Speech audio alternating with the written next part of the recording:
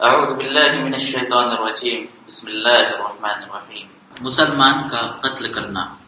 اللہ تعالیٰ کا ارشاد ہے، اور جو کوئی کسی مومن کا قصداً قتل کر ڈالے اس کی سزا دوزخ ہے جس میں وہ ہمیشہ رہے گا۔ اس پر اللہ تعالیٰ کا غضب ہے، اسے اللہ تعالیٰ نے لعنت کی ہے اور اس کے لیے بڑا عذاب تیار کر رکھا ہے۔ سورہ نساء آیت نمبر 93۔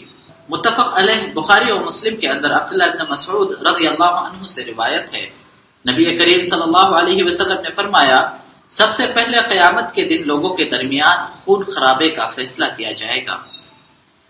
صحیح بخاری اور مسلم کی دوسری روایت جس کو ابو ہریرہ رضی اللہ عنہ نے بیان کیا، رسول اکرم صلی اللہ علیہ وسلم نے فرمایا، 7 گناہوں سے بچو جو تباہ کر دینے والے ہیں۔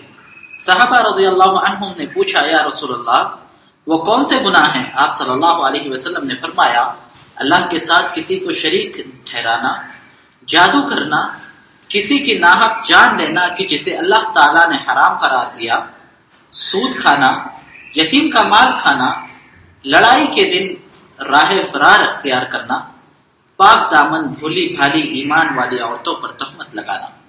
ابن عمر رضی اللہ عنہما سے روایت ہے کہ رسول اکرم صلی اللہ علیہ وسلم نے فرمایا، مومن اس وقت تک اپنے دین کی کشادگی میں رہتا ہے جب تک ناحق خون نہ کرے، یعنی جہاں ناحق خون کیا تو مغفرت کا دروازہ تنگ ہو جاتا ہے۔